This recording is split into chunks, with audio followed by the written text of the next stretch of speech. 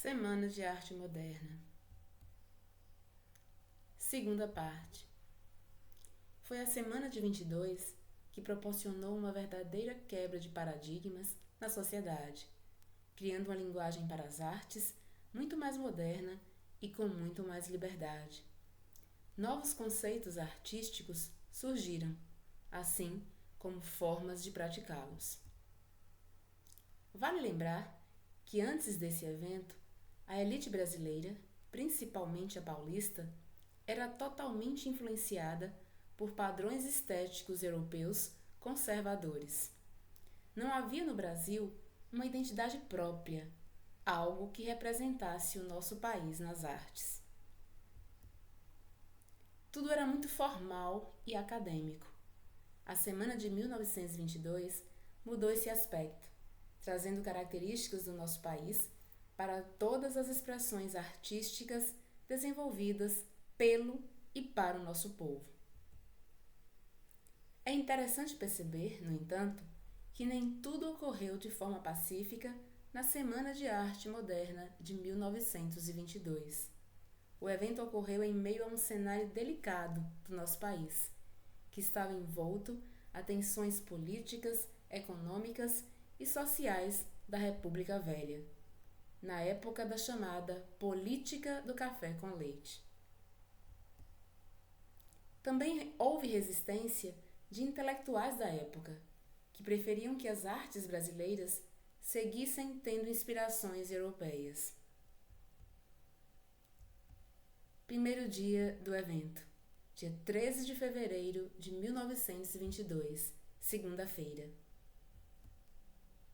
A abertura do evento ficou a cargo do escritor Graça Aranha, membro da Academia Brasileira de Letras, que apresentou uma conferência intitulada A Emoção Estética da Arte Moderna, enquanto o maestro e pianista Hernani Braga e orquestra o acompanhavam com a execução de trilhas musicais.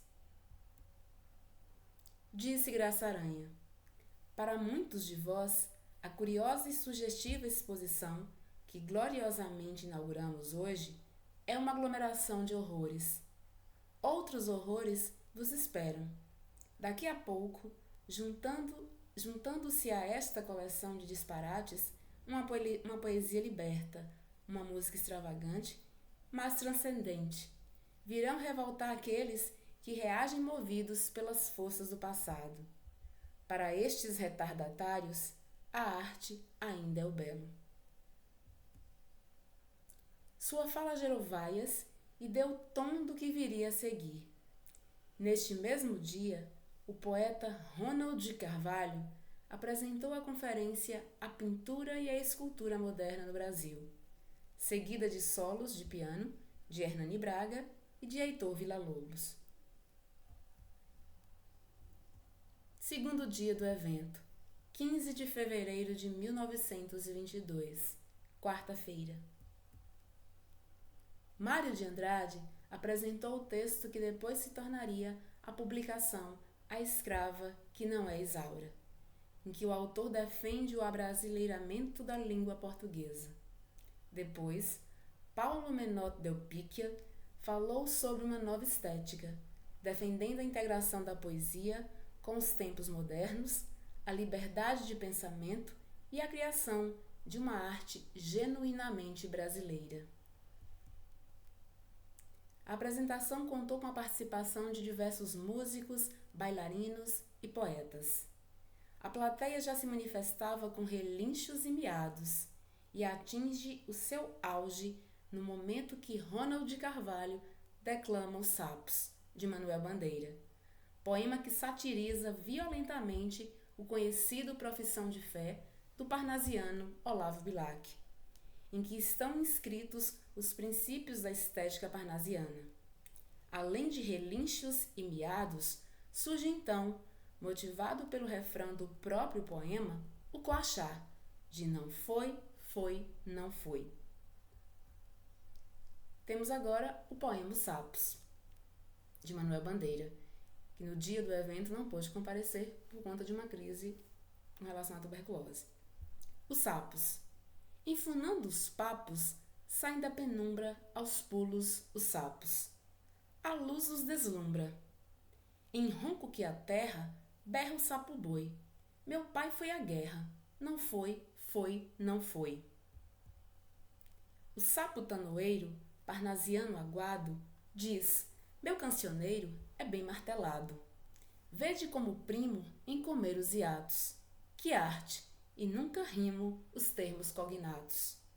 O meu verso é bom, frumento sem joio.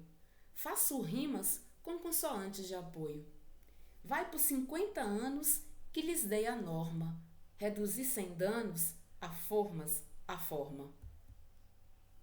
Clame a saparia em críticas céticas. Não há mais poesia, mas há artes poéticas. Urra o sapo-boi.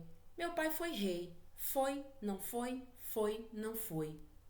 Brada em um assomo o sapo tanoeiro. A grande arte é como lavor de joalheiro, ou bem de estatuário. Tudo quanto é belo, tudo quanto é vário, canta no martelo. Outros sapos-pipas, um mal em si cabe. Falam pelas tripas, sei, não sabe, sabe. Longe dessa grita, lá onde mais densa a noite infinita, veste a sombra imensa. Lá, fugido ao mundo, sem glória, sem fé, no peral profundo, e solitário é, que soluças tu, transido de frio, sapo cururu da beira do rio. O clima se acalma com a presença da grande atração da noite, a pianista Guiomar Novaes, e a apresentação de dança de Ivone Tumerri. No intervalo, a plateia excitada parece desejar danificar as peças em exposição. Mário de Andrade, heroicamente, inicia uma breve palestra sobre a estética modernista, tentando esclarecer ao público a natureza daquela arte ali exposta.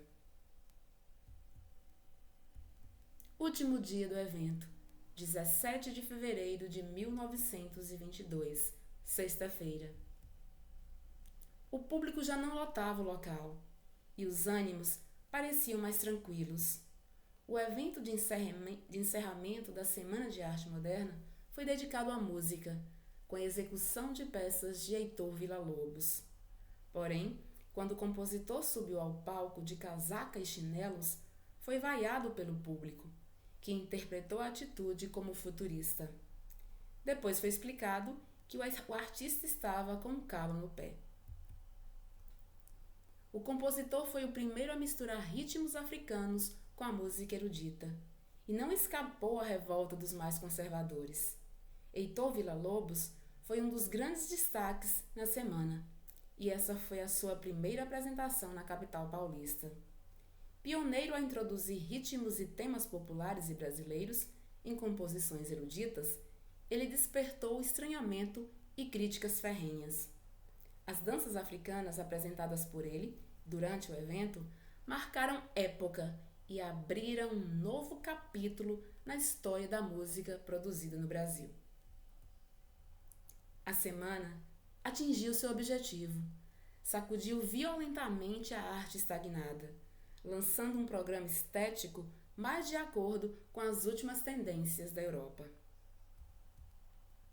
A Semana de Arte Moderna, como evento isolado, não obteve grande repercussão, nem entre o público, nem entre a imprensa. Os jornais da época não lhe reservaram quase nenhum espaço de divulgação. No entanto, a semana teve grande importância histórica, porque, entre outras razões, facilitou a convergência de várias tendências artísticas que visavam a renovação de sua linguagem. Também chamou a atenção da classe artística e concentrou suas realizações estéticas em torno das ideias modernistas, gerando mais coesão ao movimento. Além disso, unir diversos artistas de manifestações distintas, pintores, escultores, músicos, escritores, permitiu uma poderosa troca de técnicas e de ideias entre os diferentes campos da arte.